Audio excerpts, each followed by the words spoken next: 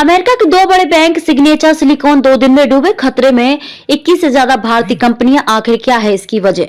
10 मार्च 2023 को अमेरिका का 16वां सबसे बड़ा सिलिकॉन वैली बैंक डूब गया। इसके ठीक 2 दिन बाद 12 मार्च को अमेरिका का सिग्नेचर बैंक के डूबने की खबर सामने आई। इसके बाद इन दोनों बैंकों की संपत्तियों को अमेरिकी रेगुलेटर ने अपने नियंत्रण में ले लिया। अकेले सिलिकॉन वैली बैंक के डूबने से दुनिया भर के निवेशकों को 38 लाख करोड़ रुपए से ज्यादा का नुकसान हुआ है।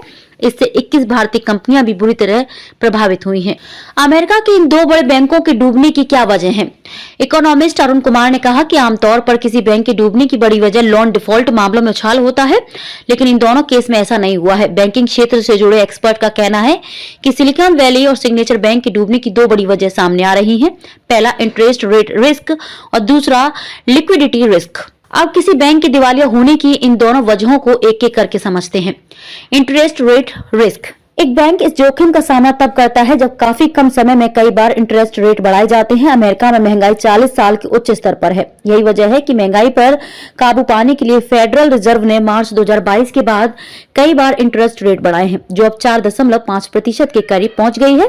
ये पिछले 15 साल में सबसे ज्यादा है। इसका असर ये हुआ कि फेडरल बैंक के खजाने में आमदनी यानी यील्ड अचानक से 2% बढ़ गई। इस वजह से बैंक और बाकी दूसरे इन्वेस्टर कॉर्पोरेट बॉन्ड्स और सरकारी ट्रेजरी बिल्स को खरीदने के बजाय पैसा फेडरल बैंक में इन्वेस्ट करने लगे। फिर देखते देखते कॉर्पोरेट बॉन्ड्स और ट्रेजरी की कीमत घटने लगी। वॉल स्ट्रीट जर्नल की रिपोर्ट के मुताबिक यील्ड 2% बढ़ने से बॉन्ड की कीमत 32% तक गिर सकती है। सिलिकॉन वैली बैंक ने अपनी कुल संपत्ति का 55% हिस्सा अमेरिकी सरकार के बॉन्ड में निवेश किया था। ऐसे में कीमत कम होते ही सिलिकॉन वैली बैंक को भारी नुकसान हुआ। इस बैंक ने नकदी की कीमत को दूर करने के लिए मैच्योरिटी से पहले ही ट्रेजरी से पैसा निकालना शुरू कर दिया। इस वजह से बैंक दिवालिया होने के करीब पहुंच गया। Liquidity risk. जब किसी बैंक को अपना नुकसान करके ग्राहकों को फायदा पहुंचाना होता है तो उसे लिक्विडिटी रिस्क कहते हैं। इसे ऐसे समझिए कि आपने 2019 की शुरुआत में अपनी सारी पूंजी लगाकर और बैंक से कर्ज लेकर एक फ्लैट खरीदा। इसके बाद अचानक से कोरोना महामारी आ गई।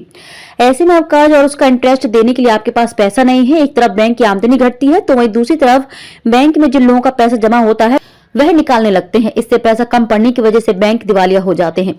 सिलिकॉन वैली केस में भी ऐसा ही हुआ है। इसके नकद भंडार में जितने पैसे थे उससे ज्यादा लोग निकाल रहे थे। नकद की कमी ना हो इसके लिए सिलिकॉन वैली ने अपने सिक्योरिटीज पोर्टफोलियो से 21 अरब डॉलर बेचने का फैसला किया था। उम्मीद से कम कीमत में पोर्टफोलियो बेचने की वजह से बैंक को 1.8 अरब डॉलर का नुकसान हुआ। बैंक डूबने की खबर मिलते ही ग्राहक निकालने लगे थे पैसा। मार्च 2023 में जैसे सिलिकॉन वैली बैंक के डूबने की आशंका जाहिर होने लगी, ग्राहक अचानक से इस बैंक में जमा पैसा निकालने लगे।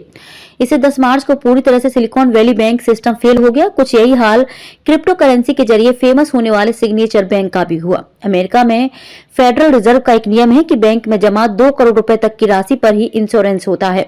इससे ज्यादा पैसा आपका बैंक में जमा है और बैंक डूब गया तो आपको पैसा नहीं मिलेगा।